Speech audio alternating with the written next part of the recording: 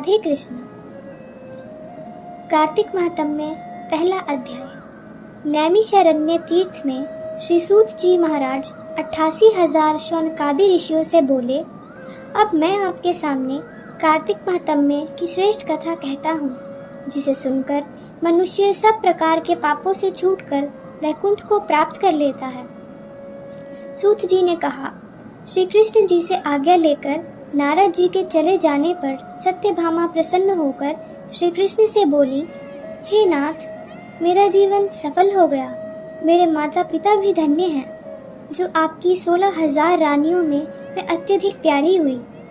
मैंने वह कल्प वृक्ष आदि आपके साथ नारद जी को विधि पूर्वक दान में दे दिया, परंतु वही कल्प वृक्ष मेरे घर में सदा लहराया करता है, जिसकी बात को मृत्यु लोक में कोई भी स्त्री नहीं जानती। हे स्वामिन, अब मैं आपसे पूछना चाहती हूँ, सो विधि पूर्वक कहिए, जिसे सुनकर मैं अपने हित कार्य करूँ, जिसके करने से कल्प पर्यंत भी आप मुझसे विमुख न हो। सूत जी कहने लगे, सत्यभामा के ऐसे वचनों को सुनकर श्री कृष्ण जी हंसते हुए सत्यभामा की बाह पकड़कर कल्प वृक्ष के नीचे गए और बोले, हे प्रिय, 16,000 स्त्रियों में से तुम मुझे प्राणों से समान प्रिय हो। तुम्हारे लिए देवताओं और देवराज इंद्र से भी मैंने विरोध किया था। उस महा अद्भुत वार्ता को सुनो।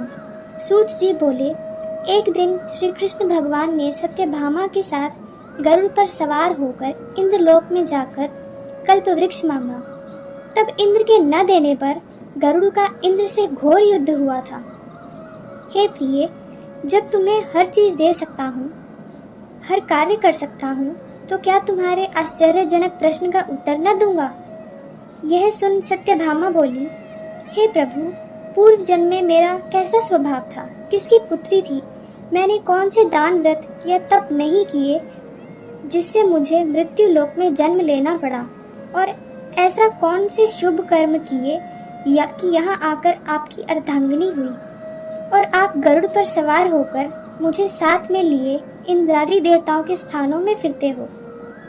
तब भगवान बोले, हे कांते, तुम पूर्व जन्म में किसकी पुत्री थी, कौन से पुण्य और व्रत आदि तथा शुभ कार्य तुमने किए थे, वह सब कहता हूँ। पूर्व समय में सतयुग के अंत में मायापुरी में अत्रि गोत्र में वेदों और यज्ञों का जानने वाला देव शर्मा नामक ब्राह्मण रहता था। वह रोज अतिथियों की सेवा, हवन और सूर्य भगवान की पूजा किया करता था, इसीलिए सूर्य की तरह तेजस्वी था।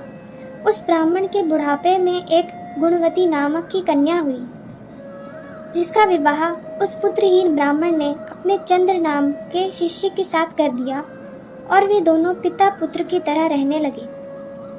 एक समय वे दोनों कुशा और समाधि के लिए वन में हिमालय की तलहटी में पहुंचे तो उन्होंने एक राक्षस को अपनी तरफ आते देखा, जिसके भय से उनके शरीर शिथिल हो गए और उनमें भागने की शक्ति भी नहीं रही। तब राक्षस ने दोनों को मार डाला। उनके धर्मात्मा होने के कारण मेरे पार्षद उनको वैकुंठ ले गए, क्योंकि उन्होंने आजीवन सूर्य की पूजा की थी, इसलिए मैं दोनों पर अति प्रसन्न हुआ।